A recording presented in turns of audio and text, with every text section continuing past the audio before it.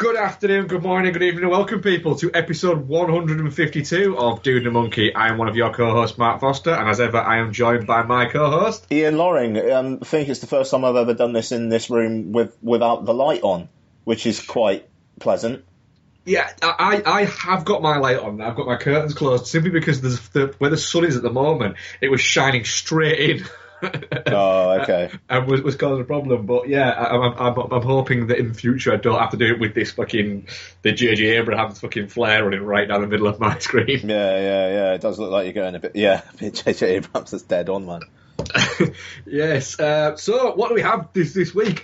We have a feature review of 10 Cloverfield Lane. Speaking of J.J. Abrams, we'll have some what we've been watching. We've got a couple of questions, including an absolute corker from Noel. And we'll also do some trailer chat, and we'll hit on some tangents I'm probably thinking along the way. Ian, what is your tipple of choice today? I'm just going for the Punk IPA. I got through that entire Brewdog box. Yeah, fucking hell. Yeah, no, it's been a very, very beery week, and I'm looking forward to not having as beery a week. It's just a couple of big bottles of Punk IPA, and then I'm done. I do like my Punk though. It smells so fucking nice. Yes, it is nice, isn't it? Yeah. Yeah, I am trying out these Nescafe Zero coffee cups, right? How's that going? It's not bad. You see, the thing is, I wanted to try them at home because I didn't want to have one and take it to work with me on the morning, take one sip of it and go, that's fucking shit, and then throw it away because that's the kind of mood I will be in the morning. So I thought, I'll try them before I go. They're not bad. 4 of them, £3. And essentially you get a cup and then you get a lid, and the coffee is actually in the bottom of the cup. So you peel it off on the inside, fill it up, and then put the little lid down, and the lid's actually got a little closer. So it actually... if I go like that, it closes, and if I go like that, it opens. So it's not bad for somebody who drinks an insane amount of coffee. Yes, very nice. And before I forget as well, we were cunts last week and didn't mention Adventures in VHS. We didn't mention this, did we? Fuck. I've got mine downstairs. So I have mine here. Do you know what, as well? It's fucking lovely, isn't it? It's really, yeah. I mean, genuinely, not just because it's our mate and one of our guest hosts, Noel Mellor. It's lovely. It really is. And the thing is, I haven't started it yet. And the reason why I haven't started it yet is because I haven't had a point where I've gone, this moment is worthy of reading this book. So what I'm going to do is I'm waiting for the next night when when Becky's out for the night, and I'm going to get a couple of beers and I'm going to sit and I'm just going to read it over a night and just do it all in a night and sit. Because I thought, a couple of beers and then just flick through it and read through it and go through it. It is how I want to read that book. Yeah, I mean, Mike, I was listening to the latest Chinstroker versus Punter where Noel was on there, and they basically just did like an hour and a half interview with him about it. And by the way, I've got it. I've written downloaded, but I haven't had a chance to listen to it yet. It only came out this morning. So by the way, fuck the lot of them as well. They called me the Joshua Oppenheimer of podcasting. Oh, that's harsh. 152 strong, motherfuckers. Yeah, we're only about 30 less than what Heroes ended at now. So we're shitting out. Yeah. And we don't fucking cheat as well. Yes. Split episodes into fucking 2. Yep. No, you get. Our commentaries are always bonus episodes. Are they? Well, 2 or 3 of them were, yeah. Okay, all right. Yeah. So, do you know what? Fuck you, Mike and Paul, and to an extent, Noel, for joining in. Just because he's with the cool kids. Yeah. Fuck it. Whatever. Yeah. Whatever, fuckers. Yeah. And by the way, Noel's going to be on next week. But yes, he's going to be on next week. We are doing Batman versus Superman.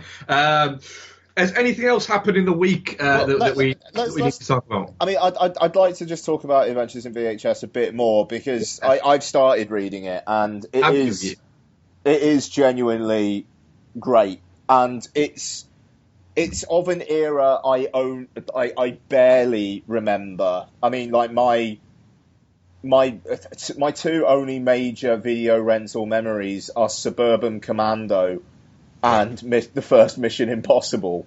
At least on VHS, anyway. I mean, like DVD rentals was my thing.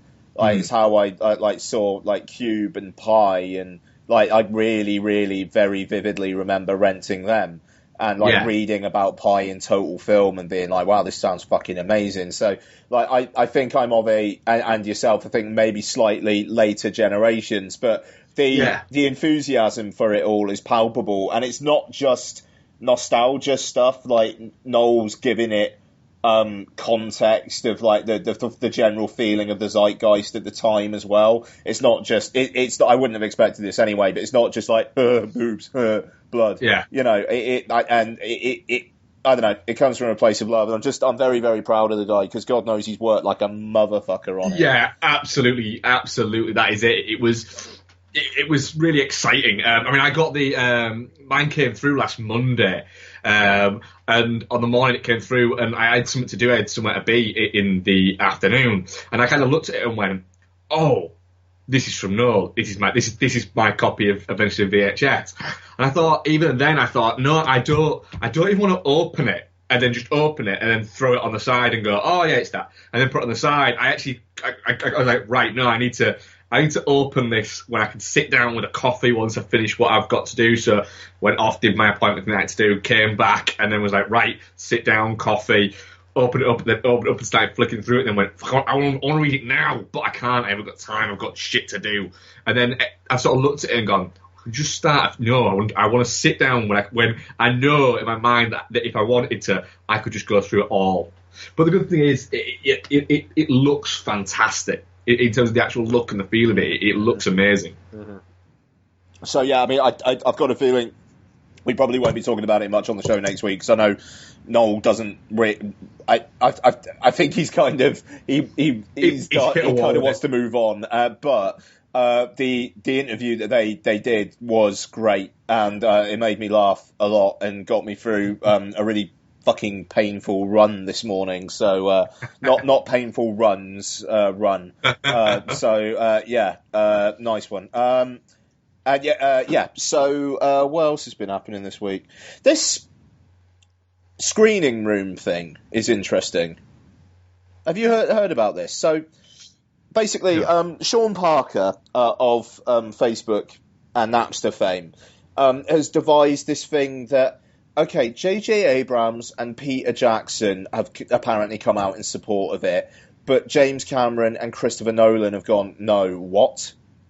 Where basically, it would be a thing where you pay $150 for a really, like, privacy up the ass set-top box, and then you pay $50 per film, but it's like day and date studio releases, where the reason why essentially it's so much is because $20 would go to the cinema chains to appease them.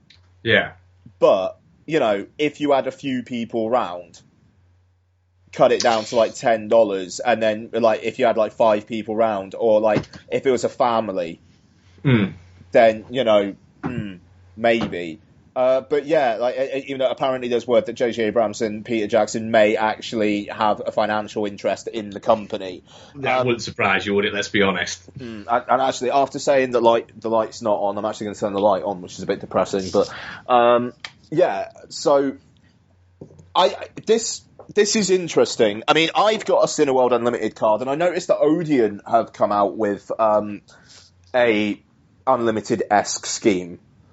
Yeah. As well. So it does, you know, I do wonder, like, how long it's going to be until something like this actually does take off. It's kind of been something that's been kind of thrown about for a number of years, the idea of it. It's a strange thing, because you've got to take it in certain ways, as in, would I prefer to have watched certain things at home and have it streamed straight to my house? For instance, if I could watch High Rise on and have it streamed to my house via a set-top box, would I pay 20 quid for it? Right now. So we finish this podcast and I go off and I watch High Rise and it costs me £20. Would I do that?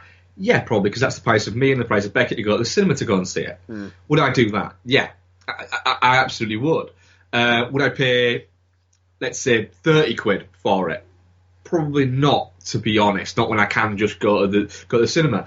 Now, for stuff like that, maybe, yeah. But there's certain things where I think you've got to kind of, to an extent, as a film fan, not as a general thing, you want to experience on the big screen in the cinema, and it's that experience.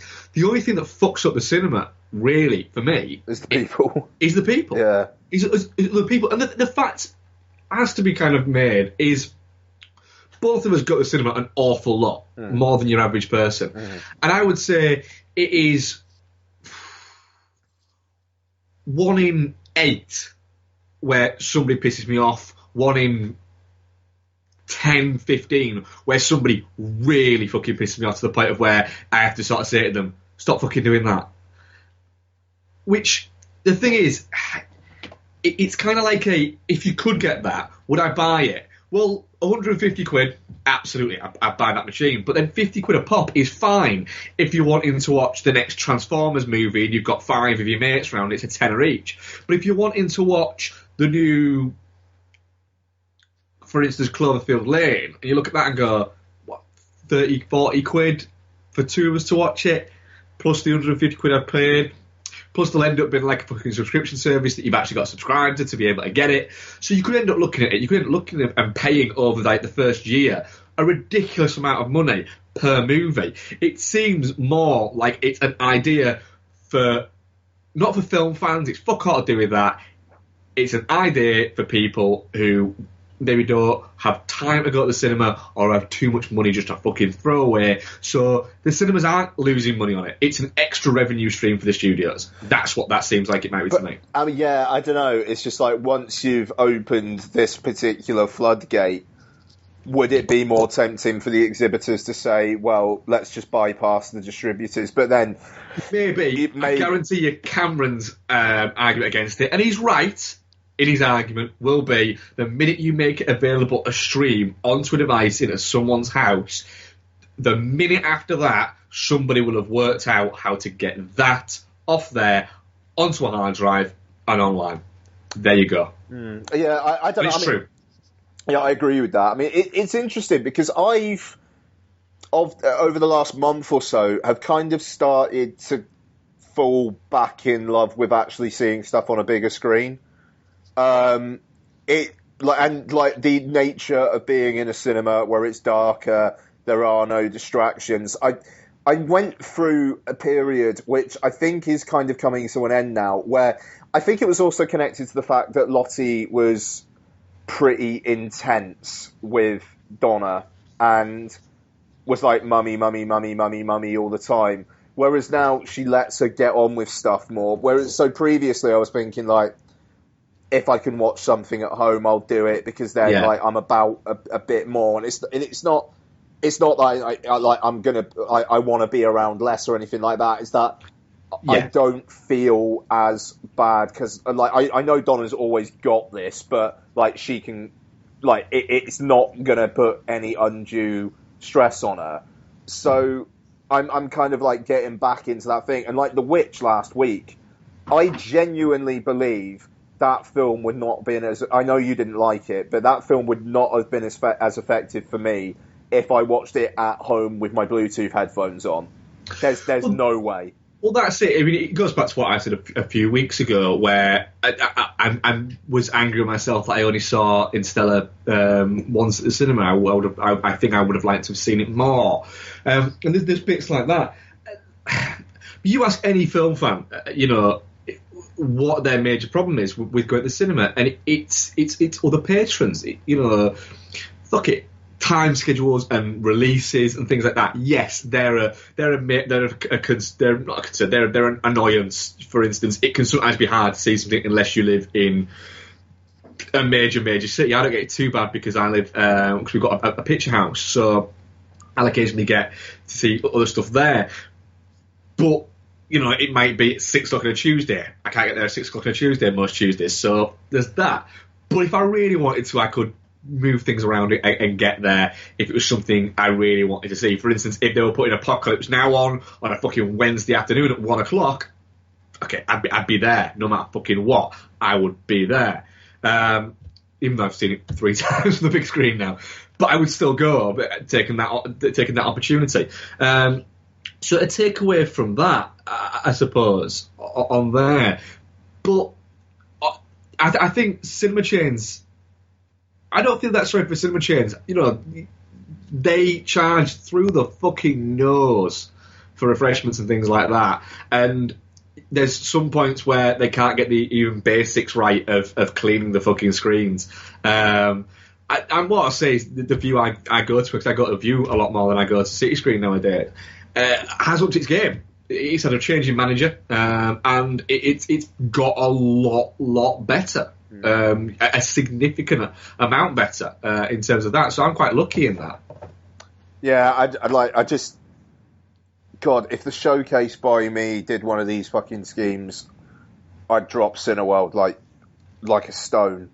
Well, I get the Cineworld around the corner. I think it's going to be Cineworld. He's getting built literally like 10 or 5 minutes walk away from me with a proper fucking IMAX. So I'm very much looking forward to that. But weirdly enough, we drove through a place called Ripon the other week. We were going out round there, and what was showing? It was Hill Caesar. And we got to Ripon and I said, fucking, how could anyone live here? It's fucking dull, it's boring, it's, there's a Curzon. Oh, I could live here. And that's all it took, was the Curzon cinema was yeah, I quite like this place. Let's move give here. me a fucking Curzon or a picture house in bloody Wales, please. It's insane there isn't a picture house in Cardiff. It's just Cardiff Picture House. I cannot understand why there isn't one. I'm looking at this Odeon thing, by the way, as well. I mean, fair play. With Central London included, they charge 20 quid a month. That's not bad. You see, I when I get a Cineworld, if it is the Cineworld, which apparently it is, when we get a Cineworld, I don't know how much is there. Is it $17.99 or? Mate, I fucking got a thing through work, and I wonder if I can hook you up with this as well. 131 quid for the year. You see, that's mad, that, isn't it? I've had that 2 years in a row through 11 quid. What's that? Less than 11 quid a month? About 11 quid a month, yeah. 11 quid a month. So if you had something there straight away, there was a subscription service. It was up to 25 quid a month. You can go as much as you want. Can you imagine how much I would go if there was a cinema 5 minutes walk away? It would be, it's Tuesday night at 20 to 6. 10 Cloverfield Lane showing. Let's go and see it. That's the thing. If the Showcase by me, if the Showcase by me did it, I'd be there twice a week at least. I think I would say, in all honesty, I would be there at least 4 times a week. Nice. I'd like to be able to commit to that, but I wouldn't. But the thing is, my contact with my daughter is on a morning is, have you fed the animals? Yeah. All right. What are you doing now? I'm off out. All right. Bye.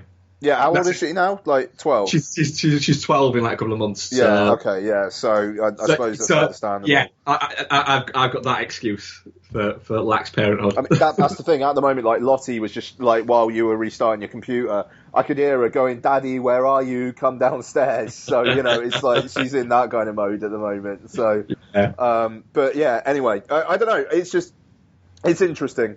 And it seems like Odeon actually doing this seems like maybe they are a little bit worried and they'd like to do something. Like I'm amazed View don't. I mean, the thing is, if Cineworld and Odeon are doing it, how the fuck aren't View doing it? Well, Cineworld and Odeon are doing it. Before, when it was just one of the big four kind of chains, fair enough.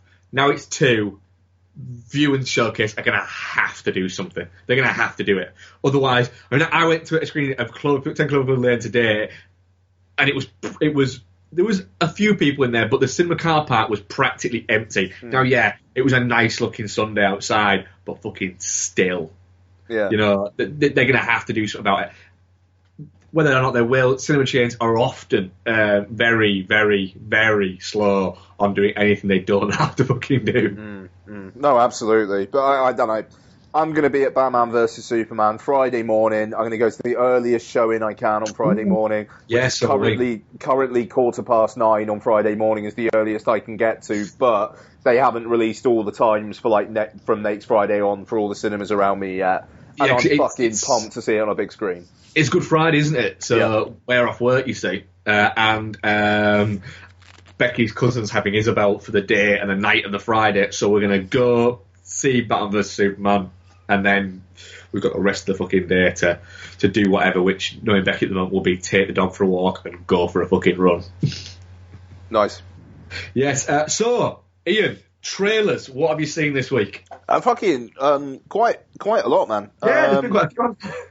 Yeah. So, Miss Peregrine's Home for Peculiar Children, which looks like I'm not going to take credit for this. Someone said it looks like Tim Burton's Avengers, which is pretty appropriate, actually. And I don't know. I'm intrigued. Sausage Party. Yeah. Yeah, go on. What do you think? If it's less than 92 minutes, I'm up for it. If it's a second more than 92 minutes, I'm worried. Looks all right, is what I'll say so far. Literally, I'm not a barometer for comedy. We've established this, and I really like Seth Rogen and Evan Goldberg stuff. Me too. And maybe it's just the trailer, but I don't find the idea of it's a cartoon for adults to be like just with swearing in to be particularly funny, and the jokes that do hit in the trailer, I think they play for way too long. The whole they're eating children thing goes on for way too long, even in the trailer. Yeah. So I don't know. I have faith in those two. I really like The Interview, and there's not a lot of people who say they really like The Interview. I really like The Interview. So, I think This Is the End is fantastic.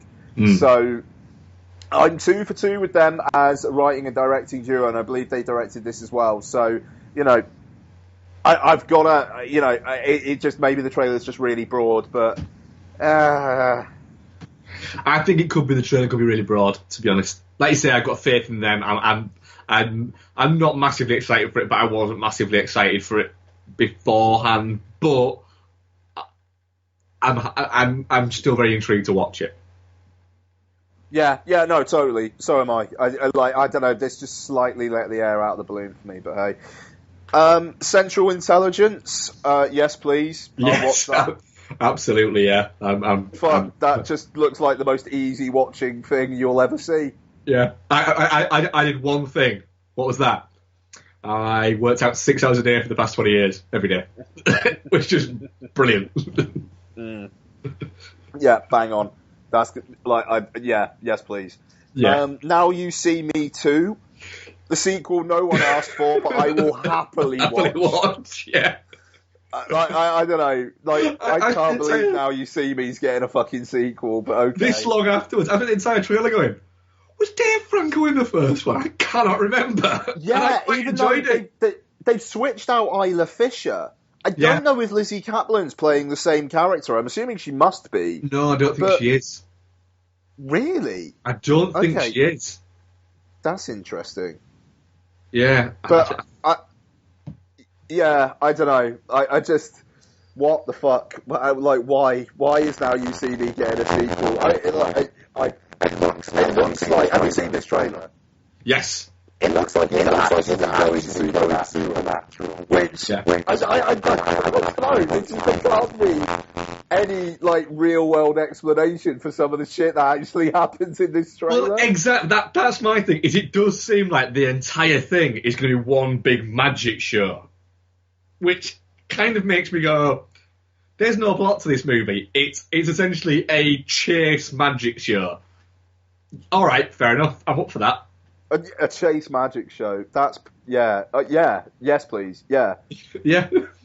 So yeah, there you go. Now you see me two in Central Intelligence. I pray they're out the same weekend. I can just double bill it and just lie back and go, this is so fucking bad, but I love it. Yeah. Just lay it on me. Just do it. Do it to me. We'll have to record the show within 12 hours of watching them because you're going to forget what happened in both of them. Absolutely. Okay, Green Room. Which I don't know. I just want to see that film. Yes, me too. Yeah, it's getting a lot of very good word from a lot of people who I trust. Yeah, yes, please. So I don't need to see any more of that. Legend of Tarzan. I watched this trailer last night and I can't remember what happened in it. It looks fucking awful. I really, really, really, really, really want it to be good. But the fact that Christoph Waltz actually says in it, like, he's Tarzan, you're Jane. Yeah. It just like, what are you self-referencing the Tarzan and Jane? What is going on? It's bizarre because it's the David Yates film that no one gives a fuck about this year. Yeah. Because he's got this and Fantastic Beasts in the same year. So, I mean, God knows how he's doing post-production on both of them, but I'm assuming Tarzan, he's like, fucking whatever. Yeah, it's going to tank whatever, so fuck it. I don't know. I want to like it. I like Samuel L. Jackson. He's got a good hat on. I'll watch Christoph Waltz. Yeah. I'll watch Margot Robbie and Alexander Skarsgård have some chemistry. Why the fuck not? I will watch it, but it seems like it's going to be the most 3 out of 5 film ever made. Do you know what? It's this year's Pan. Yeah, but Pan was mental. Yeah, but this looks like it's going to be a bit mental, but it does look like the film where nobody asks for it, nobody wants to see it, nobody will see it, but it might be perfectly okay. Yeah, I don't know. What nobody's asked for, I don't think anybody will see, and what's probably not going to be perfectly okay.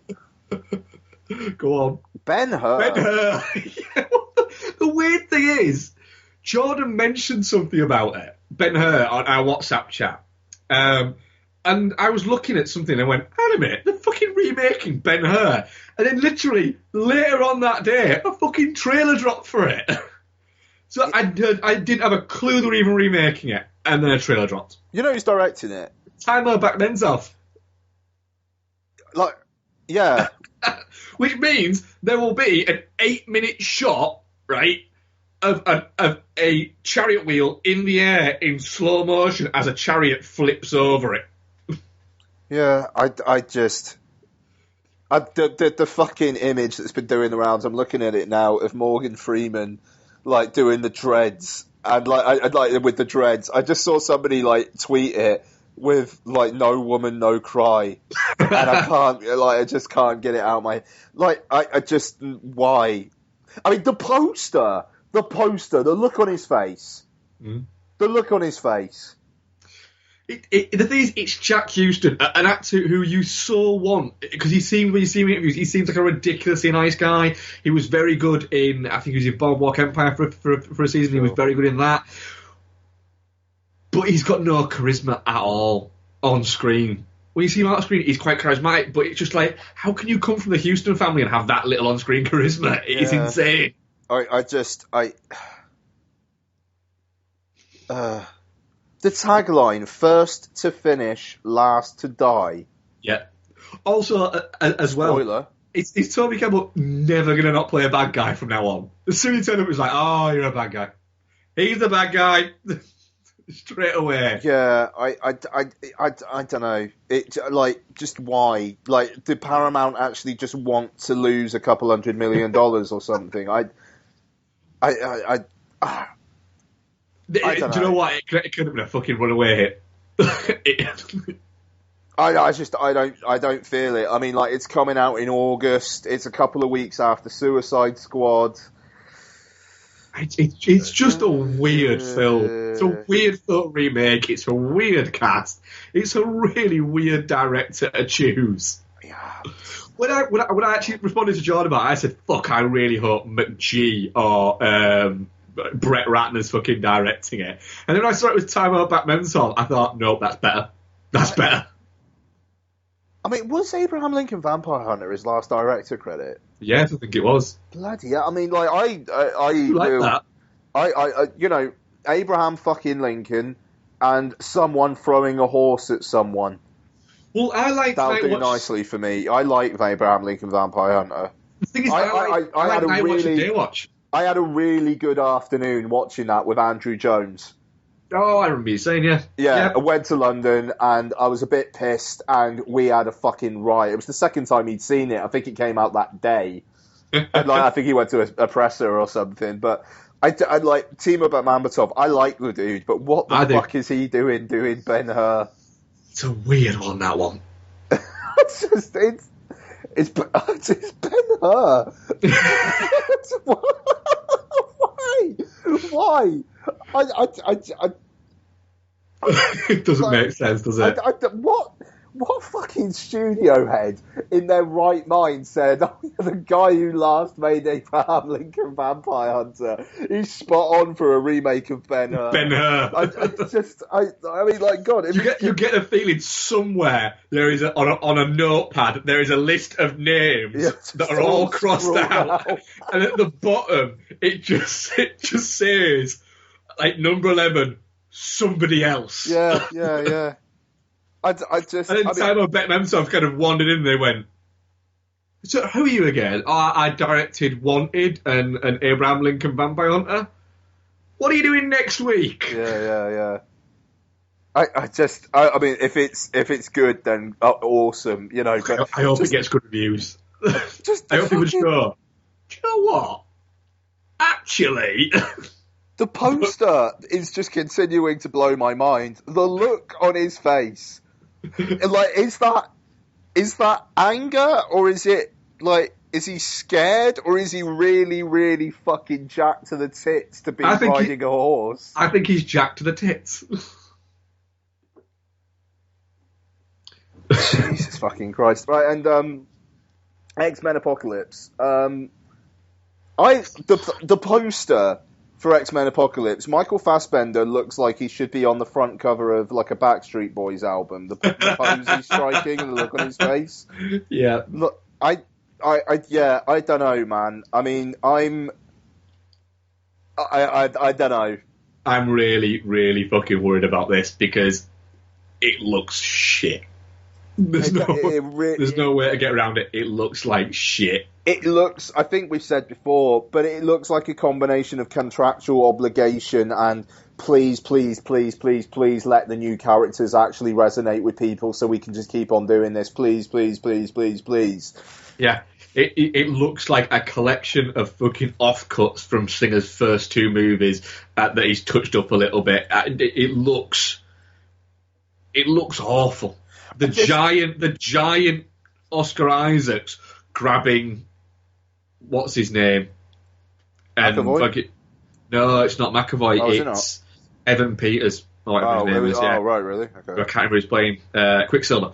Grabbing him and throwing him. It's just a little bit like, ooh, why is he that big? This is bad. This is so bad. Deadpool has done $730 million worldwide. Yeah. Right. Which is insane. That blows my fucking mind. God, fuck's sake, the production budget was $58 million. But that could Deadpool do more than X-Men Apocalypse. I mean, I can't believe I'm actually saying that. It probably will do. What is more insane is apparently Reynolds has 10 points on anything it made. Fucking deserves it. Good on him. Yeah, but from a rumour that I read on something was that he's taking hardly any of it and the rest he's fucking just giving it to Jerry. There you go. Well, shit. Ryan Reynolds. I mean, X-Men Days of Future Past, worldwide, $747 million. Yeah, there's going to be a tiny bit of inflation there, but it's only a couple of years, so it's negligible. Yeah.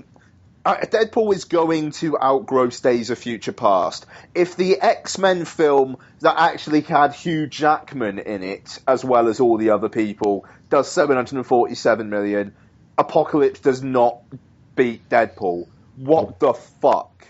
Yeah, and that I think it'll do all right, but the early reviews for that are actually really fucking good because it looks like crap. Yeah, the Oscar Isaac.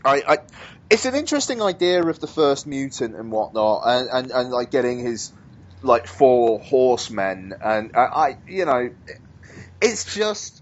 There's so much bad word coming out of that film, though. Did you see the interview that Olivia Munn did with something where she claimed about having, that she wanted to really get behind the character and do all her own stunts and all that lot? And then she then claimed that she did all of her own stunts, and then her stunt double went, hang on a minute, and put on her Facebook a picture of her stood next to Olivia Munn saying, all your own stunts? Stunt double. Yeah. It's going to be interesting. They got a kid who used to be in EastEnders. I've got a feeling he played a Beale, who's now playing like Archangel, which is interesting. Yeah. Did you see just slightly off topic from this, did you see the weird John Boyega Empire thing? I've got to say, I 100% believe Emma Thrower, who is a relatively recent writer to Empire, very publicly was coming out and saying this was not fucking prearranged. Genuinely, we tweeted him, and maybe after that, I'm assuming this is me speaking. Maybe after that, some conversations were had, but it was a genuinely random thing, and I believe her. I've been Twitter friends with her for a few years now, and I would believe every single word that comes out of that girl's mouth. Yeah. For anyone who doesn't know, what happened was John Boyega of Star Wars Now fame tweeted on the morning of his birthday saying that it was his birthday and he had nothing to do in London. So any suggestions, and he'd do them. And Empire magazine tweeted him and said, "Come to our offices. We'll provide cake." John Boyega turned up at Empire's offices and they had cake. It's just it's a ridiculous thing, but it just shows the fact that this guy actually could be quite fun, to be honest. Yeah, no, totally. And that's nice. Sorry, I thought you were referencing something else. A lot of people, basically, atted Empire saying this is absolute bullshit. Do you think we're stupid and stuff like that? And it's just, because somebody was saying, oh, you just happen to have cake and wrapping paper. And then Emma just tweeted them back going, We bought a cake from M&S, and our graphic design guys just whipped up some paper. It's not fucking difficult. Jesus fucking Christ. If I wanted to get a Batman versus Superman cake right now, I could. If I wanted to get a Star Wars cake right now, I could. It's...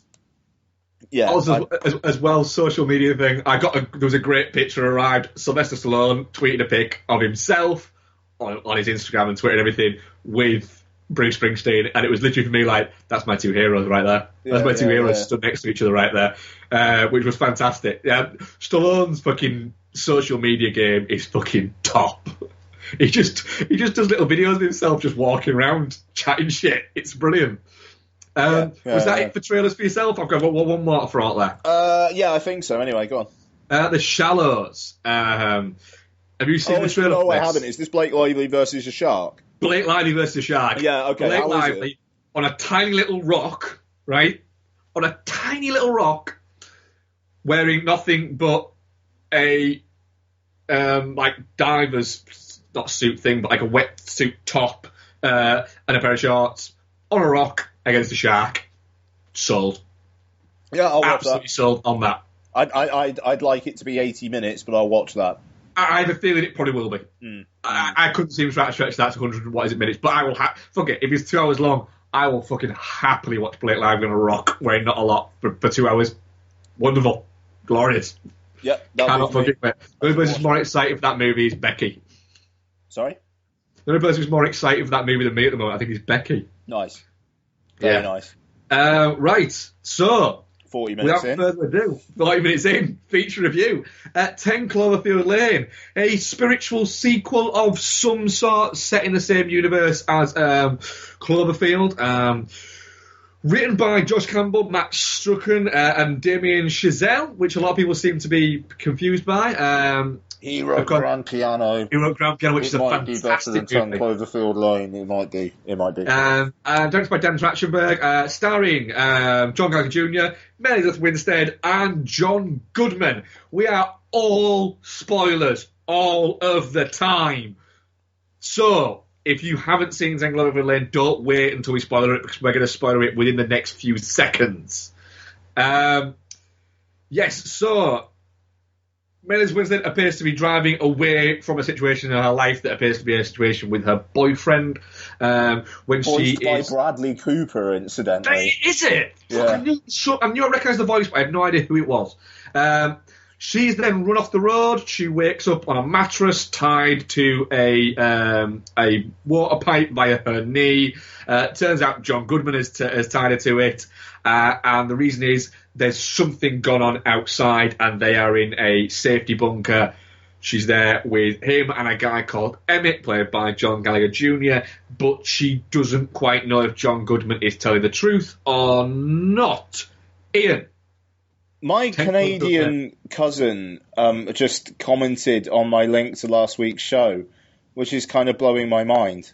Like, I can't imagine she would like the stuff we talk about, just because, you know, we're quite an acquired taste. But now she wants to watch The Witch, so I think I won. Sorry.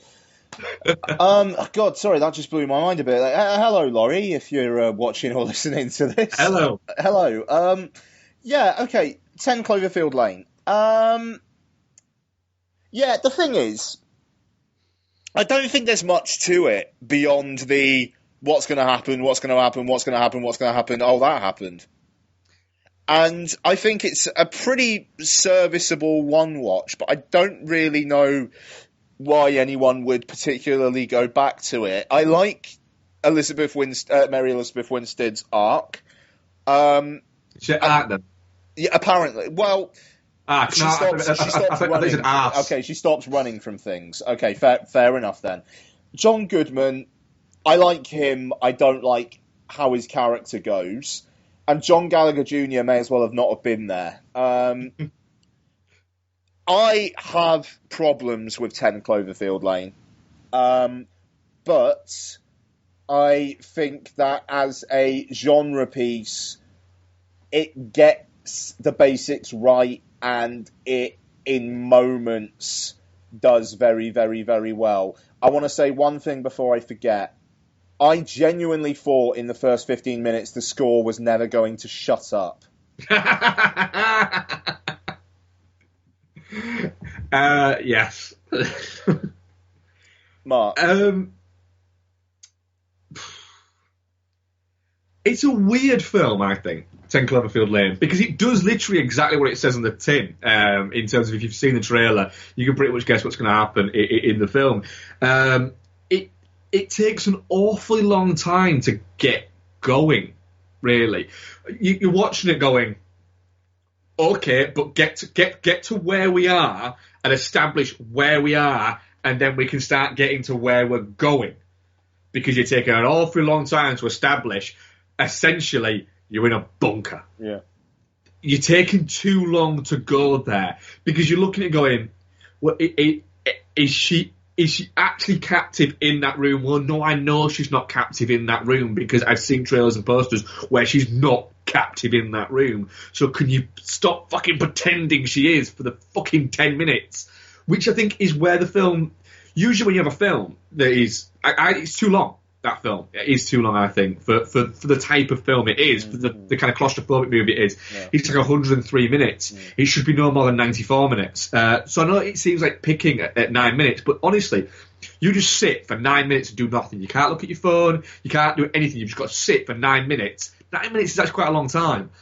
Now, usually it's the middle section you can throw sort of time out of. You can go, well, that's where you need to take a little bit of a time out. You know, the end sections are usually all right, and the beginning establishing bits are usually okay. I think where 10 Cloverfield Lane, for me, struggled a little bit was it took too long to establish itself.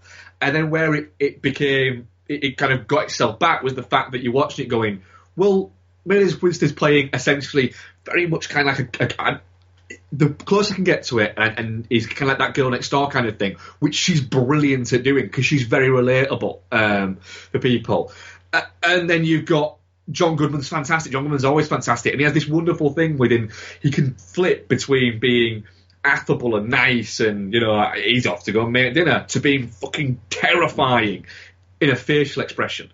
And then obviously you've got John Gallagher Jr. who's there essentially for kind of comic relief. I would just like to say the John Goodman thing. Yeah, I think he plays the part perfectly well, but our thinking on should he be creepy here or should he be nice is entirely driven by the narrative. You've got that one scene where he's talking about freezing the thing and how he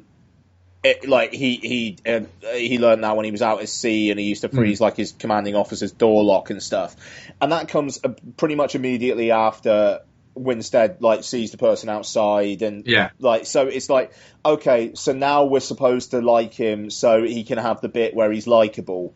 Yeah, where it was quite kind of stepped like that. Yeah. I mean, it's very Jekyll and Hyde like that, backward and forward. But I mean, it's not Goodman's performance that does that. It's entirely the writing where it's like, okay, he's untrustworthy. The Film Junk podcast perfectly sums up my feelings on it. Jay on that 100%. But he said on there, and I am stealing this from him, it's like he's untrustworthy, and then he's trustworthy, and he's untrustworthy again, and basically how his character is written entirely depends on whether he's supposed to be trustworthy or untrustworthy in that point. There's the only questioning is based purely on narrative. It's not in the writing, it's the narrative around it. It's when they discover the earring and the fact that it's not his daughter, which by the way, yes, what the fuck? Disappears. How does he do that? I mean, how does he think that's going to work? The 2 years they're supposed to be down there, Winstead and Gallagher are never going to have the conversation and see that's his daughter. No, it's not. How does Goodman's character ever think that would actually work? Because the only I agree with you.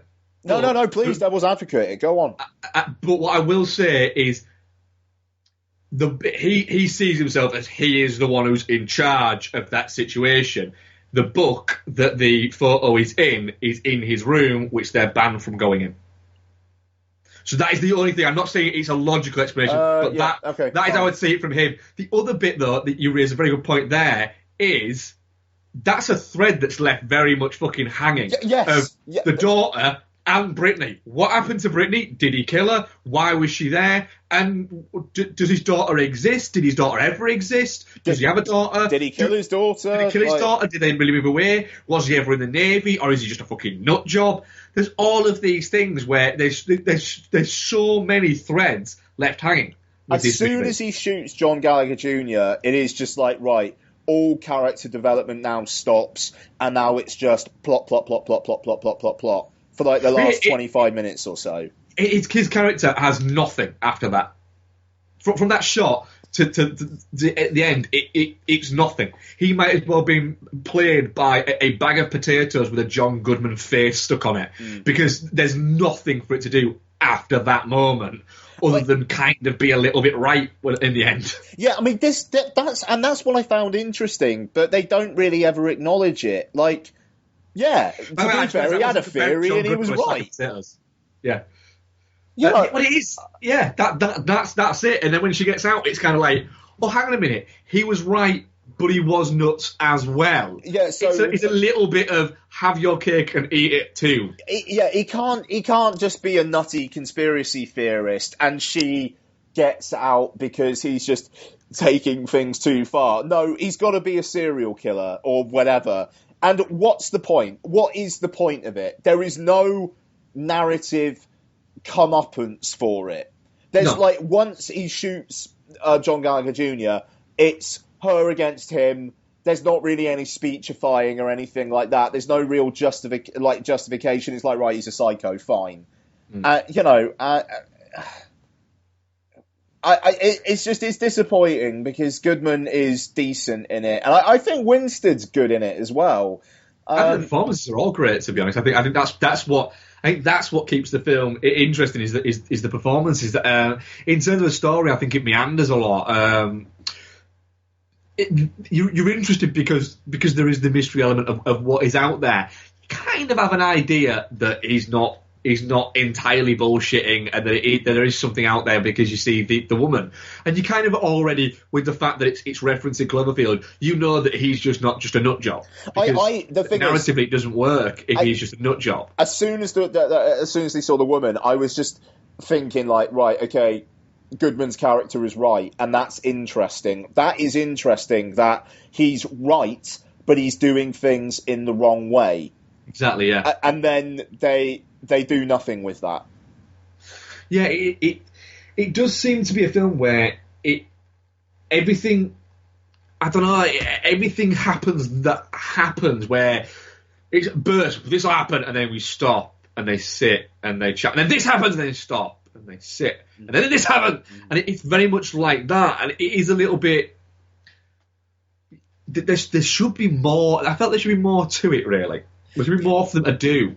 Yeah, I mean, I don't know. Even the you know, when she's making the fucking suit and the what's it, she could quite easily have said, when he's saying, "What are these? Why have you got these?" and he's holding out the scissors and the knife.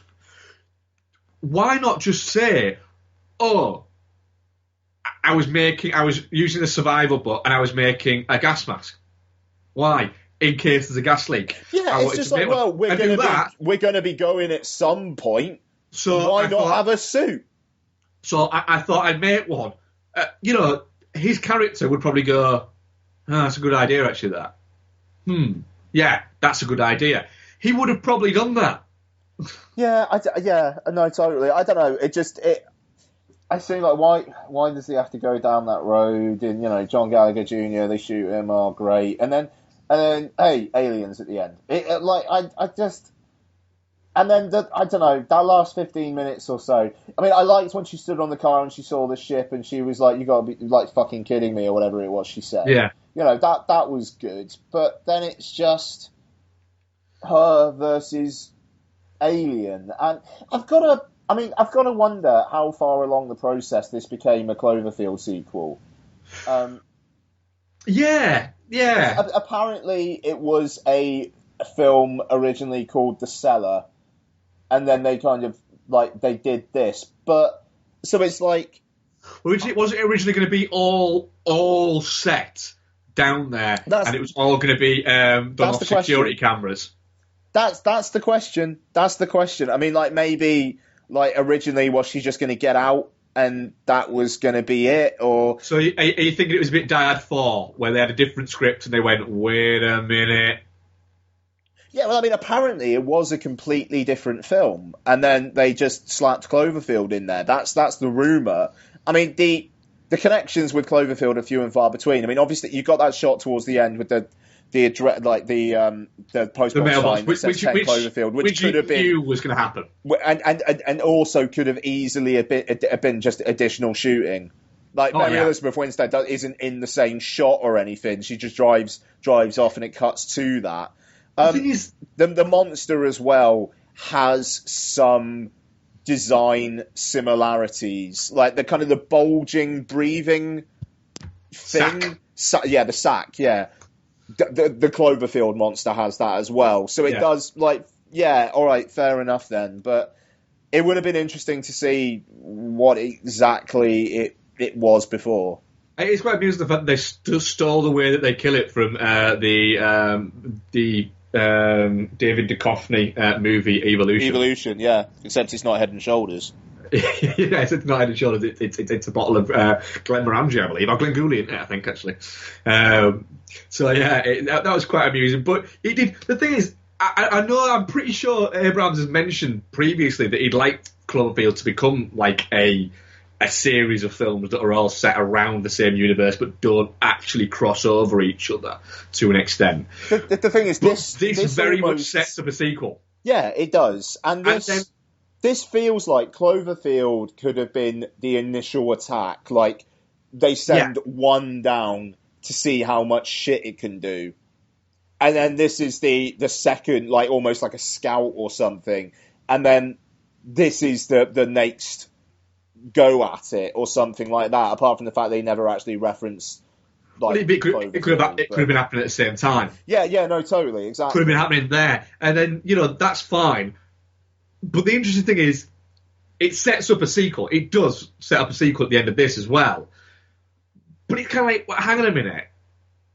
If you go and you do a direct sequel to this, you're essentially calling this film, Cloverfield Lane, bullshit, because you're setting it in the same Cloverfield universe, but it's not a direct sequel. Therefore, you can't then go and make a direct sequel of that. You've got to do something else that kind of that fits into the whole ethos of what you're fucking peddling. I mean, otherwise, this is just a fucking movie they've tacked Cloverfield onto to get an extra fucking 10 million in box office. Yeah, I mean, to be fair, you know, the sequel does set up the further adventures of her, but at the same time, her character development of it, she runs away, now she doesn't run away, is pretty much done. Like, I don't know what else you would do. I mean, I was kind of hoping it would be more like Halloween 3 Season of the Witch, where literally, apart from some, like, meta, like, there's actually a showing of Halloween going on in the film, there's no real referencing. I would have rather it been like that, like literally an anthology that has nothing to do with it. But now, because it's aliens, you've got people like us saying, well, is it connected to Cloverfield? This feels like it's machine tooled to generate online chatter. Oh, absolutely. And Abrams is good at that. Like, but really cynical in that way, where, like, you know, it's a film where, you know, don't tell people what the ending is. Don't tell people what the ending is. And then when the ending happens, it's like aliens. People are like, what the fuck? You know, I don't know. The thing is with it, this has been heavily marketed. It's been on the side of bus stops, on the side of buses and all that fucking shit. If this movie is called what did you say, The Shelter? Something? The Cellar. If this movie was called The Cellar, it had Mary Elizabeth Winstead and John Goodman in it, would it on the side of stop? No, Cloverfield Lane. That's why it has. Still there? Yeah. Hello? Yeah, sorry. Yeah, so that's why I think it has. I think it's clever marketing. But the film overall works. I didn't have a negative experience. I enjoyed it, watching it, but I think it was very much for the performances rather than the narrative of the story or anything like that. I felt that got in the way a little bit. Here we go. 10 Cloverfield Lane originated from an ultra-low-budget spec script titled The Cellar.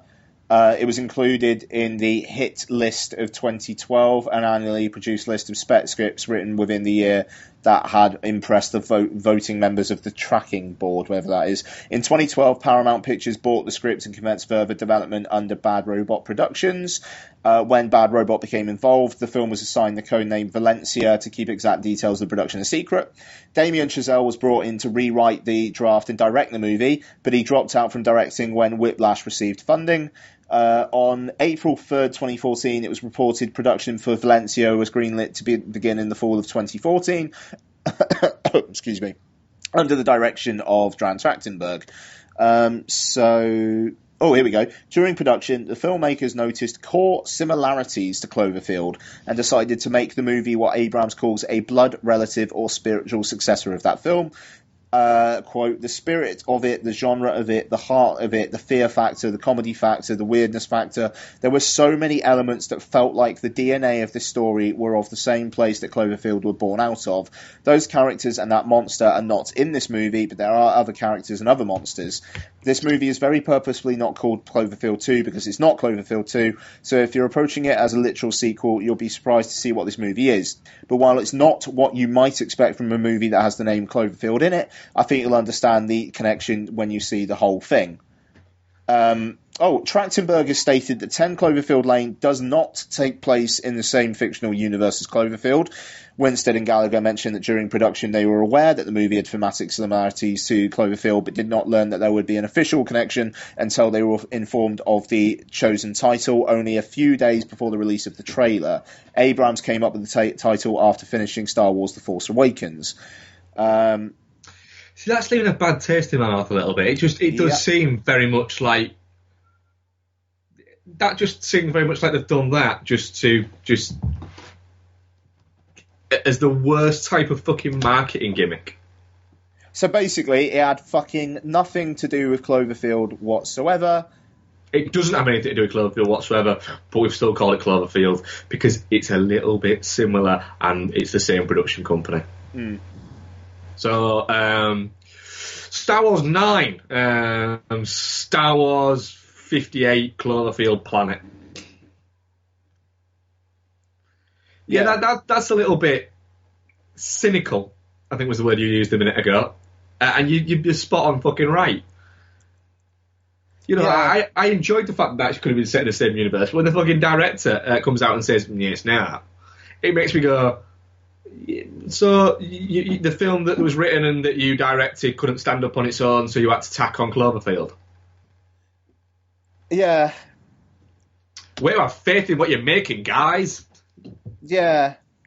I'm really pissed off about that, actually. It's do you know what? It was getting, it was on the sort of a 3.5, sort of 7 out of 10 for me. It's lost a little bit because of that, to be honest. Yeah, I mean, I'm still 3.5. Like, I had a perfectly decent time watching it, and when the tense stuff is going on, it's pretty on. It's a total one watch, and I've seen some people go really, really nuts for it, and why? Yeah, I don't see what there is there. I enjoyed it. I really did enjoy it, and I'll watch it again probably, and I'll probably enjoy it when I watch it again. But there's nothing there that I think that could make you go, oh my god. There's nothing there that makes you go that. There's a couple of moments, and that's about it. And like I said, the performances are very good. So yeah. The thing is, the thing. There's fuck all to talk about other than the spoiler stuff. There's no real narrative, like meat to the bones. It's all what's going to happen next. What's going to happen next? What's going to happen next? What's going to happen next? It is, yeah. It is. It's a movie. It's a movie you're watching, waiting for what's about to happen, constantly. And then none of those things happen, and you're still waiting for the next thing to happen, and then it ends, and you go, all right. Then. It's definitely not shit, is what I'll say. I mean, obviously I'm not a fucking screenwriter or something, but how much better would it have been if John Goodman was right? Maybe perfectly understandably kills him or something because he wants to keep her down there, and she's resolutely, and she's just no, and maybe he does something, but not. It turns out he's a serial killer who kills girls. Yeah, and then it turns out he's fucking right. That's a nasty twist in the tale. That it feels like if this film were made in the 80s or something, they would have gone with that. They would have gone with, do you know what? The bad, scary man was absolutely right. You're an idiot for going out there. Fuck you, get eaten by an alien. Yeah, it'd have been better. It would have been more satisfying. It would have been. I mean, as much as I liked Mary Elizabeth Winstead, who I do think was very good in this, but yeah, I don't know. I mean, it's definitely not shit. It is definitely not shit. Even though I think we've been complaining about it for the vast majority of it, but it's just, it should have been better. Yeah, absolutely, it should have been. Or it should have been as good as it was trying to tell you it was. That's a better way of phrasing it. The pedigree behind it, and the fact that they'd actually kind of retconned this, it kind of feels like maybe the basis should have been better. in the Absolutely. first place. And also another thing that Jay on Film Chunk said, which I 100% agree with, when John Goodman slips up in that acid, and then she's looking horrified, and then it cuts to him, and he just looks like a bit of the side of his face is melted. I was expecting a proper oh fucking hell kind of image, and it's really not. It's really not. No, it's not even that bad. What is this, a 12A? It is. I thought it was a 15, so I told him to watch it, and then when it came up with 12A, I was like, oh shit, Isabel really wanted to watch this. So I felt bad. It was a fleeting moment of feeling bad. It went quite quickly. But yeah, there was that.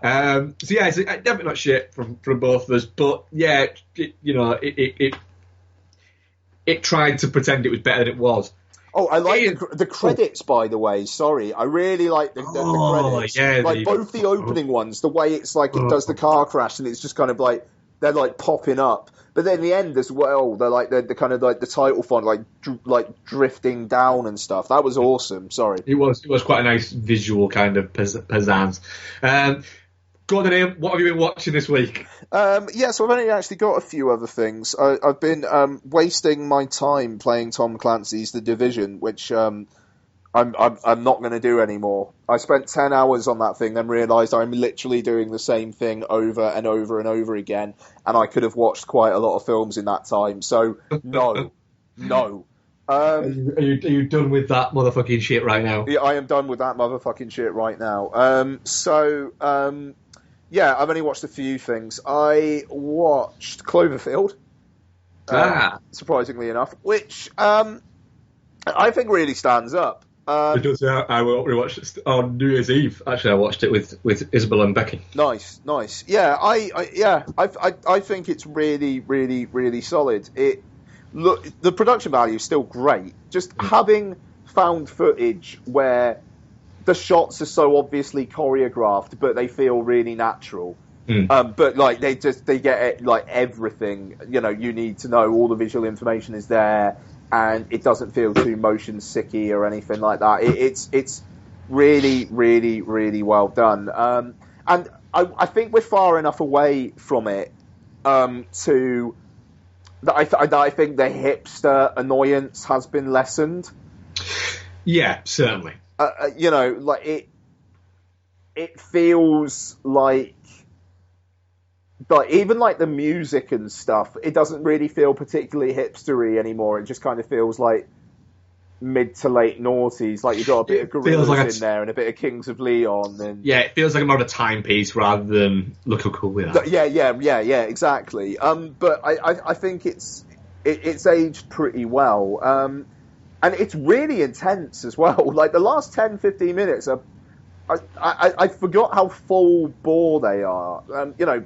Really everything from when they're in the subway is really tense. And the way that Marlena just...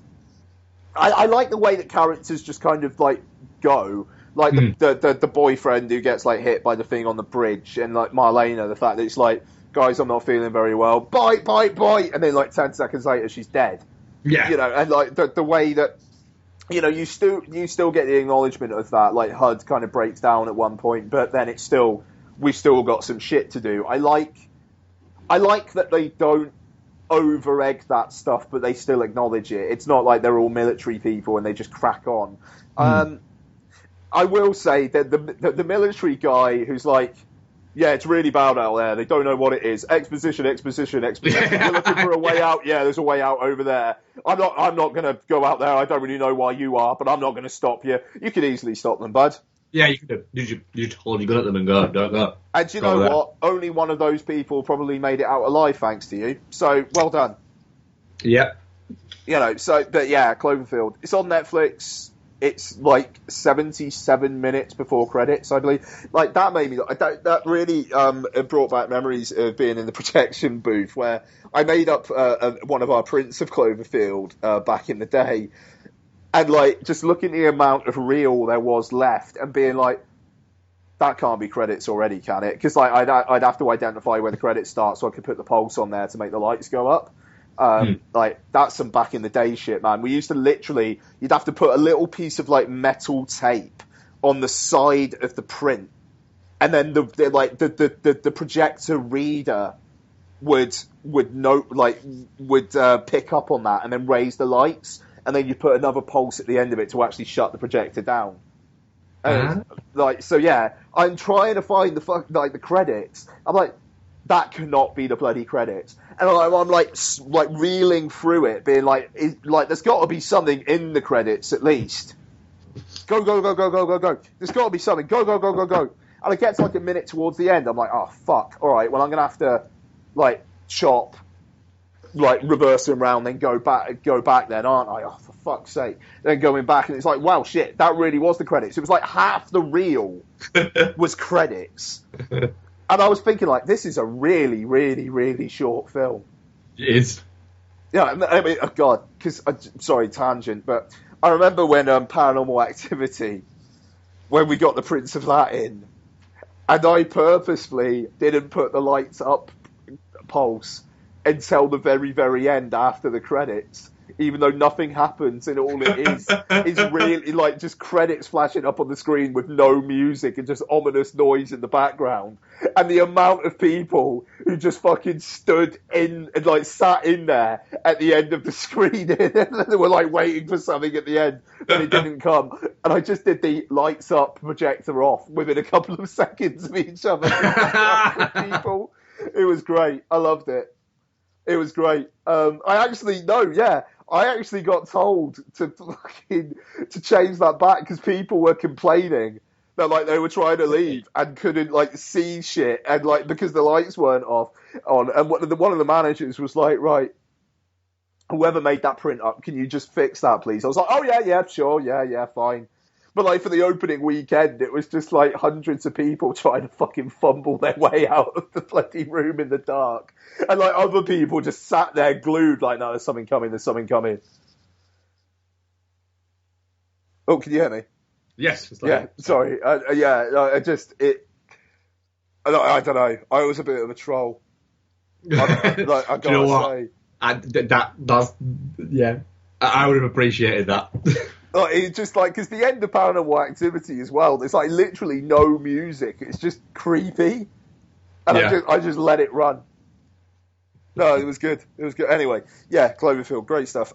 Spy, you talked about it a few weeks back, if I remember correctly. Statham, the face-off machine. Oh, yes, it's fantastic. Doesn't get any better. Well, I noticed in this one that Rose Byrne is fucking fantastic. Yes, she is magnificent. She's very good at that kind of element of comedy, of just sort of spewing venom. Just spewing venom and looking like she doesn't give a fuck. And there's a line that she has about an abortion of a dress.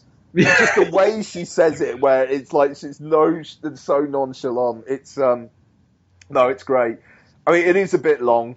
In all fairness, I think Bobby Cannavale's bad guy was probably a bad guy too far. Maybe, yeah. But he's still pretty good in it, and I don't know. Statham driving off in the lake.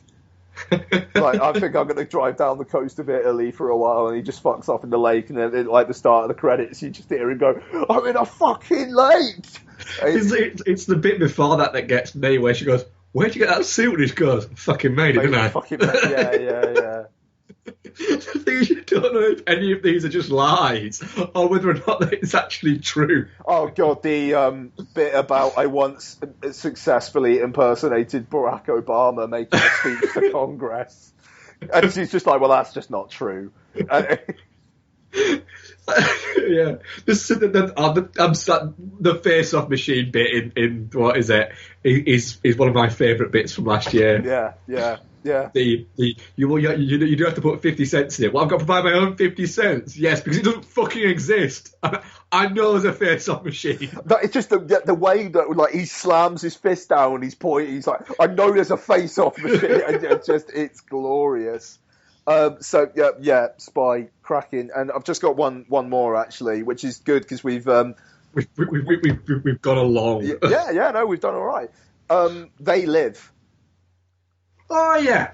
It's on Amazon Prime, which was a nice surprise.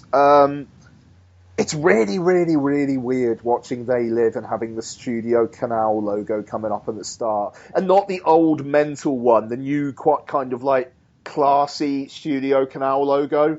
Yeah. And then it's They Live. And I'd only ever seen They Live once before, and it was a while back. So I was really intrigued to rewatch this, and I certainly don't think it's classic Carpenter. Like, it's just not. I don't think it'd even be in my top 5 for him, but it is great fun. The thing about it is it's like 94 minutes long, but it feels like there's only really enough content for maybe half that. And the rest of it is just really, really long, drawn-out scenes.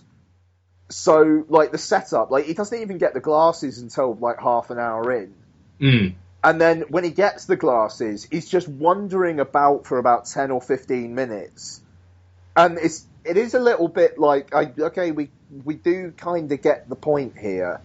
But then you've got the fight with Keith David, which I love. It just the fact that all it is over one of them wanting to put a pair of sunglasses on the other, and Keith David just really doesn't want to wear sunglasses. I mean, it's fantastic. I mean, the ending, it kind of slightly goes to nothing in a way. It's like the woman comes back into it, and guess what? She's in league with the bad guys, and then everybody dies. Basically, you know, and it all kind of feels like it's just in service for that bit at the end where the woman's like riding the guy, and then she looks down and he's like, "Hey baby, what's wrong?" or whatever it is before it cuts the credits, and he's got the alien face. I don't know. It's a kind of like a film that's only really got a couple of points that it really, really, really, really hammers home. But at the same time, Roddy Piper is a blast. Keith David's really fun. And it's got the Carpenter kind of quirk that just makes it sing at times. Yeah, but for me, it's less a Carpenter. Yeah, I like it. I don't love it.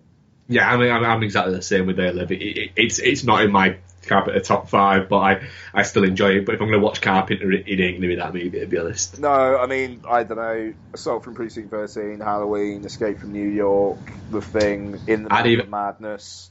Yeah, I'd even watch Escape from LA above it, to be honest. I need to rewatch Escape from LA. I like Escape from LA. I like Escape from LA. That's not fucking saying much, like, but, you know. No, I like Escape from LA. Yeah, no, totally. Cool. It was like that's you, right? I've only got a couple, but I do have a couple. Rewatch Passenger 57. Always Bet on Black. Always Bet on Black. Nice. Yes. Where's the Josh contains the line of I think I've just met my next ex-wife, which is a glorious line. It doesn't hold up very well at all. It literally is a collection of almost like Wesley Snipes going, "Look what I can do," and then doing it, and then going like literally just going, "Look what I just did." Yes. Also as well, in my mind, because I did see this, but I didn't see it. I saw it rented it on VHS like in the early 90s when it first came out. In my mind, it was basically the vast majority was on the plane. And it's not. There's like maybe 20 minutes on the plane. The rest of it is building up to being on the plane and then being off the plane. There's really not that much actually in the plane itself. It kind of threw me a little bit for that. So yeah, it was. I enjoyed rewatching it because it is 85 minutes long. But yeah, I was a little bit like, I remember that being a lot more fun than it actually was. Oh, that's a shame. Rewatched The Negotiator. The F. Gary Gray movie from I think the late 90s, 98. Have you seen this? I have, but I would not be able to tell you a fucking thing about it. Yeah, it's too long. It's 2 hours 20. Yeah, that's right. It is, isn't it? I remember that. Yeah. So Samuel Jackson plays a hostage negotiator who ends up getting framed. for sort of financial mismanagement and for fraud and for murder of his partner. So when he's trying to find out what's going on by going to shout at JT Walsh, who's the head of internal affairs, he ends up losing his shit and taking them hostage. And then the only person he'll talk to is hostage negotiator, played by Kevin Spacey, Mate, who kind of comes in and he's very Kevin sorry Spacey. Sorry to interrupt you mid-flow, but I'm literally going to piss myself. Sorry. Oh, I'll let you go. Sorry, I just sudden wave of I really need to go. Sorry, dude. Back in a sec. No worries.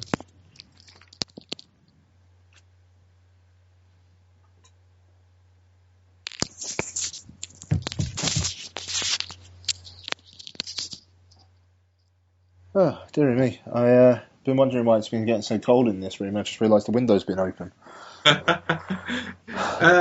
Yes, so Sorry, Negotiator. It's a lot of fun. It is way too long. It does feel in excess of 2 hours long, but it's also really entertaining, to be honest. Mostly made up by the fact that it's Samuel L. Jackson versus Kevin Spacey. You know, David Morse is in there, and Paul Giamatti, very early Paul Giamatti's in there as well. So it's good and it's fun, it's entertaining. Rewatch The Watchmen. I'm going to try and get all the Snyder movies done in the next kind of week or so before Friday. Which cut? I didn't do the ultimate cut because it's 5 and a bit hours long. So I might watch Black Freighter and The Red Hood at some point in the next couple of days. But yeah, I thought, you know what, a little bit shy of 3 hours is enough for me. So there's like 3 cuts, isn't there? Yeah, there's theatrical directors. And so did you watch the directors? Yes. Yeah, okay, yeah. I watched Director's Cut. I think that's the one to watch. Sorry. That is the one to watch. I didn't want to watch the Ultimate Cut because, like I say, it's an extra sort of half an hour that you don't really fucking need. It's still insane, I think, that Watchmen got made because it's such a... I mean, the graphic novel is one of my favourite books of all time. I think it's a fantastic piece of literature.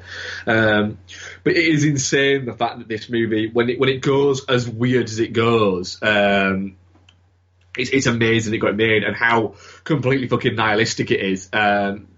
It's quite simply... You know, you've got Snyder used all the fucking sort of credit in the bank that he had for 300 with the studio to go, look, I want to do this, and they let him. There's some great performances in it. Jeffrey Dean Morgan is fantastic as the comedian. Patrick Wilson's very good in it, Patrick Wilson's already very good in things, to be honest. And Jackie Earle Haley's great. He kind of has this great emotional core to the movie.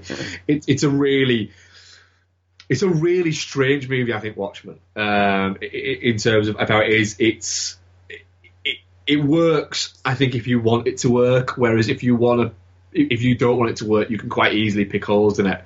But I really enjoy it. I think it really is a very strange, brilliant movie. And I watched The General's Daughter, which I'd never actually seen. And it's directed by Simon West, who actually quite get on with as a director. And it was the second film he made after Con Air. It's a really... It's got John Travolta in it, Madeline Stone, Timothy Hutton, James Woods in there as well. And it's... John Travolta plays like a warrant officer. So he's like CID in the Navy, I think it is. Or he's in the Army. And he's brought in to investigate the murder of the general's daughter, who was also a captain of the... some psychology department within the army as well, and she's found on one of the training camps, essentially pinned down completely naked, and it looks like she's been raped and murdered, and he's got to investigate it, but there's all these other bits kind of stopping him from investigating and going on, and it ends up unraveling all these conspiracies as it goes along. It is very much that kind of 90s thriller. That 90s R-rated thriller that we got so many of around that kind of time. It very much falls into that element of kind of like genre almost of itself, which I really do enjoy them. I lap them up, but it's a lot nastier than I expected it to be. There's some really quite that's a bit I remember it being a bit rough. Yeah. Yeah, there's quite a few sort of nasty bits in it. The issue that I had with it is you kind of know who did what, because in fact I can spoil it. It's a fucking near 20-year-old movie. But the fact that Timothy Hutton's character has had literally nothing to do at the time, and this is late 90s Timothy Hutton when he still was a star, you're kind of going, well, it's clearly him because he's done fuck all else for it. And Timothy Hutton ain't just going to turn up to say about 8 lines and do nothing in the background, is he? So that kind of took it away from me. But I thoroughly enjoyed The General's Daughter, to be honest. It's on Netflix UK, and I watched it last Monday. It's a perfect midweek watch. It just kind of sits nicely in that. I can see that. And it is like I say, it's a little bit nastier than I expected. There's quite an unpleasant rape scene in it, which I didn't expect from this movie, which kind of took me by surprise. But yeah, I enjoyed it. So yeah, that's what I caught this week. I also watched a couple of more episodes of Fargo, but and I'm enjoying watching movies at the moment. So I'm hoping to get a bit more watched this week. Yeah, I'm going to be making up for lost time this week because I didn't do much last week. So I'm halfway through Sucker Punch, which we will talk about next week. We will, because I'll watch it as well. Yeah. And Noel's saying Pee-wee's Big Holiday is a watch. So yeah, we'll be talking about that. Christ, there's some stuff on Mubi I want to watch. Yeah, there's a lot of shit I want to watch at the moment. I'm going to watch The Good Dinosaur as well. It's out on iTunes tomorrow, and I think I'm going to rent it because, I don't know. It's a Pixar film that I've been not bothered about, and that kind of slightly feels wrong. So we'll see. But yeah, I think there's going to be plenty to talk about. We have an email. Oh, do we? I'll let you do the email, and then we'll do questions. Okay. So this comes from Steve, and he says, "Greetings to you both. Hope all is good. Since emailing you fine fellas a few weeks ago, I have been powering through some DAAM. Started off at episode 50 and am now on to 117. Shit, hell. Whoa! It's been great listening to you both around my daily travels at work. Yeah, great. It passes the days away quickly and really makes me look forward to getting home and watching a film or two. It is a really entertaining listen, with some highlights being the prickly discussion about a most violent year, which Ian was right about. Do you know what? Do you know what's really weird? I was thinking about this. I have no idea why. I was thinking about this when I was getting dressed the other day and thought, I think I need, out of nowhere, my brain went, I think you need to rewatch A Most Violent Year. And I thought, do you know what? I think I do need to rewatch it, because there was nothing that spurred it on, but I just did think, I think I need to rewatch it and give it another go. Because what if I was wrong and it is as good as everyone was saying it is? So I'm going to give that another go in the next couple of weeks. I'm not fucking rewatching Sabotage. Why? Because you already know it's fantastic. Fuck you. Fuck, I've watched that 5 times. Oh, that's fucking mental. So to the wonderful rants, Jesus Christ, to the wonderful rants such as Mark's hatred of the Babadook, which I've just realised as I typed it is an anagram of a bad book. Yeah, well, fair enough. Yeah, I'd never realised that. Also really enjoyed the marathons. After hearing the Police Academy ones, I stuck on a couple, but that was enough. I understand that after a binge watch of these things, they can become tiresome quickly. Fair play sticking these things out and making it to the end. With listening to so many in so short a space of time, and it's fascinating listening to Ian's crazy switching between whether or not to go all digital. Fair play. The answer is simple, Ian. Both. If Blu-ray is an option, then go with that. And if it's not, do the digital thing. He's probably not listened to the episode where I said I sold all my Blu-rays. So I've sold all my Blu-rays. Do you know what the thing is as well? Recently, I have gone to watch stuff and thought, right, I'm going to watch this. If it's on iTunes, it's less than £5, I'm going to buy it. And there's been several things recently where I've gone to watch them, gone to iTunes, not been there. And it's annoyed me a little bit. I had it yesterday as I WhatsApped you.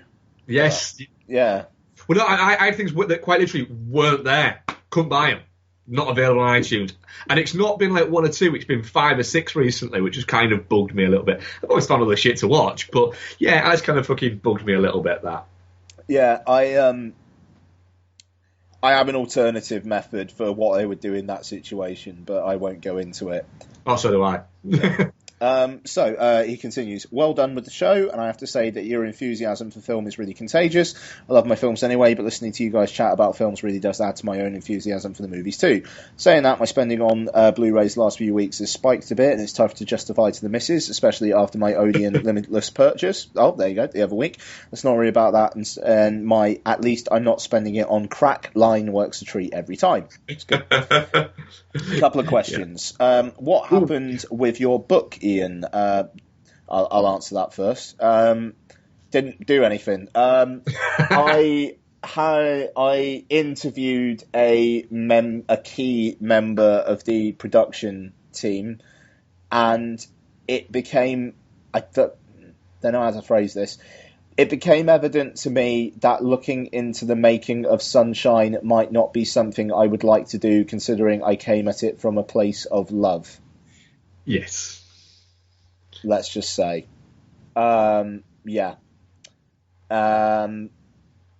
Did you ever get around to watching Cinema Paradiso? I'm assuming that's aimed at you, Mark, because I have seen it. No, I've not actually got around to watching Cinema Paradiso. I tell you what, I'll add it to my list and I'll watch it within the next 2 weeks. Just because I've got a lot of shit to watch next week, but I will watch it within the next fortnight. It's within the next 2 shows, it will be on. I will watch it. It is genuinely pretty great at Cinema Paradiso.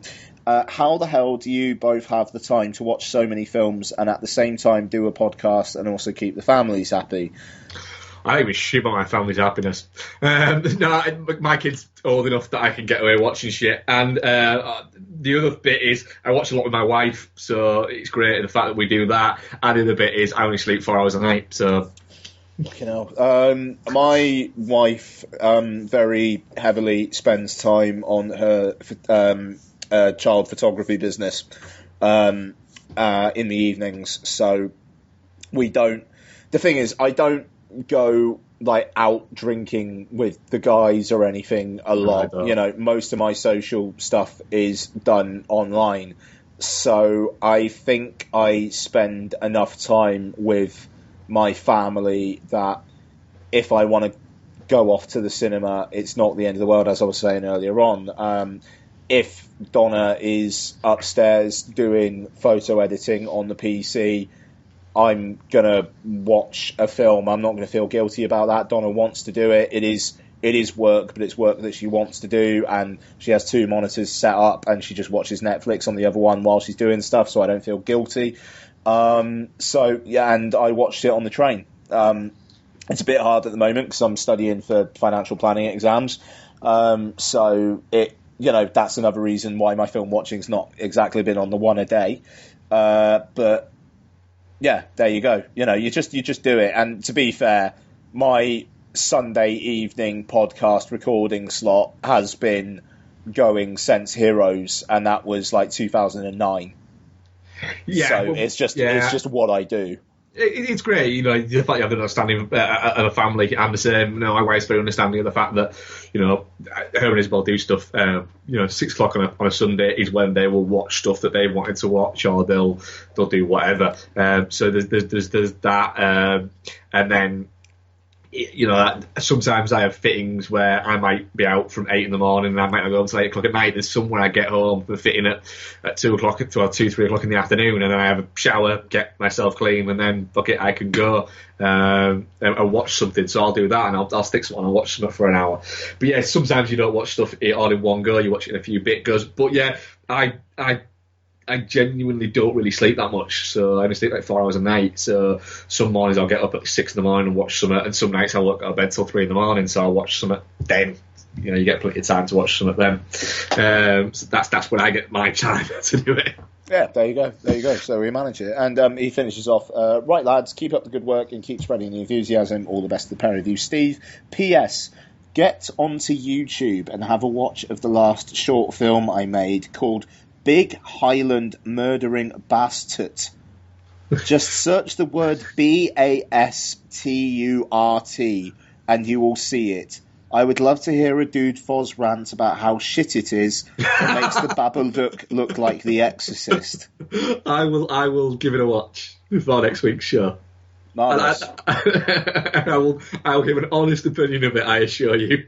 Yes. So there we go. Thank you very much, Steve. That was cracking. Thanks very much. I'm really glad that you're enjoying the show. We have a couple of questions. Dan Arty, Mondo Dan, says, if you two were stuck in an underground bunker for 2 months, who would get eaten first?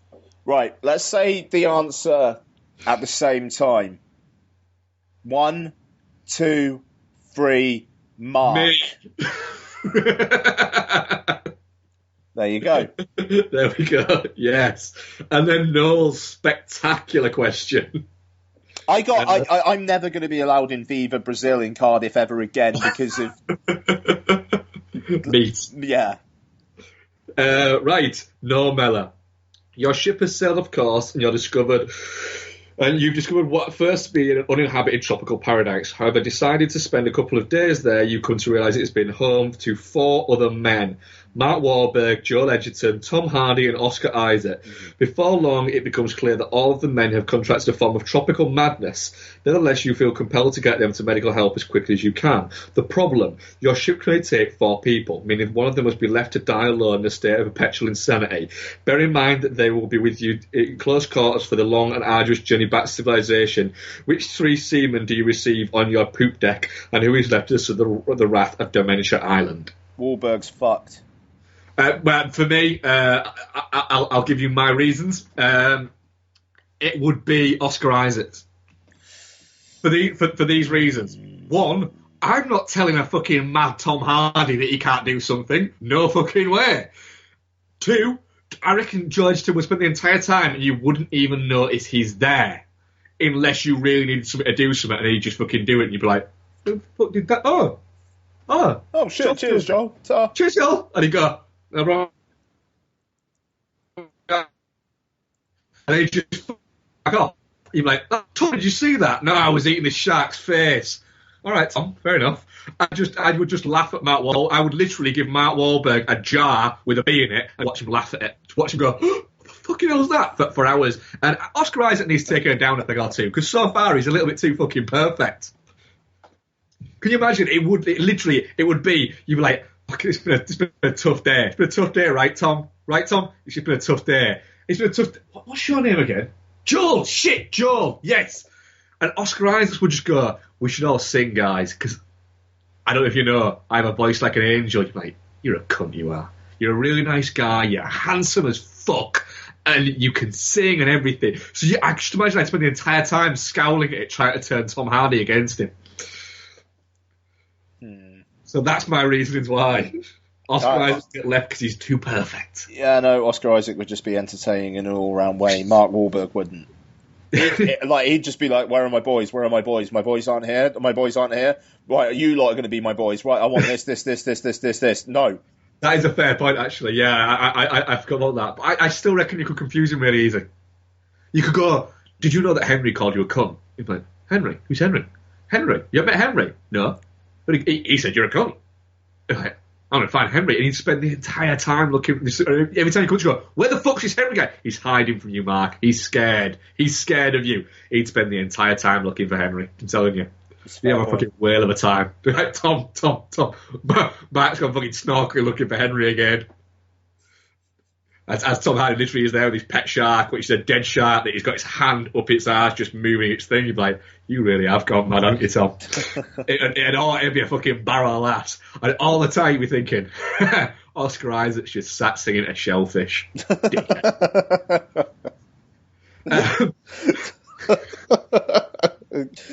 good.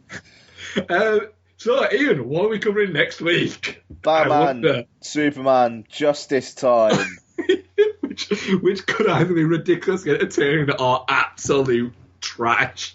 I am so looking forward to it. God, it's going to be one or the other, isn't it? It's going to be one or the other. It is going to be either magnificent or what the fuck. Yes, that was episode 152. The fascinating thing is that there's like no... The rumblings just seem to be non-existent. It's out on Friday, and I haven't heard anybody say they've seen it. No, I think the embargo drops on Tuesday morning, if I remember correctly. So I think it is people have seen it, but... I just don't good. There was that thing that Drew McWeeny for HitFix did a thing about a month ago or something, saying that people internally at Warner Brothers were worried because it wasn't the film they thought it was going to be. But what does that mean? Does that mean it's actually more interesting than it could have been, or...